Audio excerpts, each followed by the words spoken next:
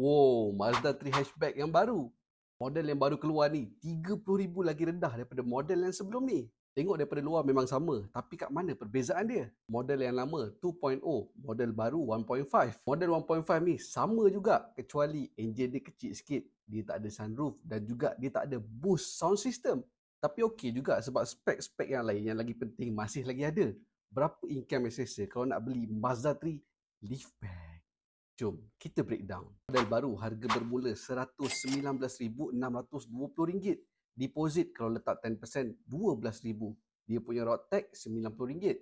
Insurans kalau dah ada 55% LCD RM1,529.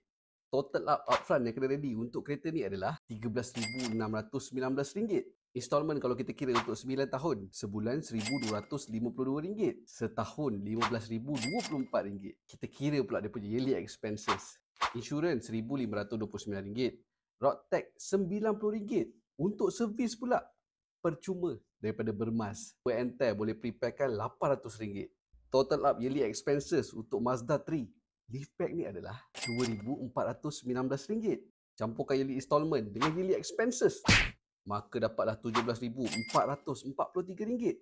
Bahagikan pula dengan 12 bulan. Jadi sebulan kena prepare RM1,453. Berapa pula income yang selesa? Katalah nak gunakan 30% daripada income. Sebulan income kena ada RM4,843. Kalau nak gunakan 20% pula daripada income, sebulan income kena ada RM7,265. Nampak macam affordable kan? Let's say gaji korang dalam keadaan yang selesa untuk beli kereta harga macam ni, korang prefer Mazda 3 liftback ataupun Honda Civic?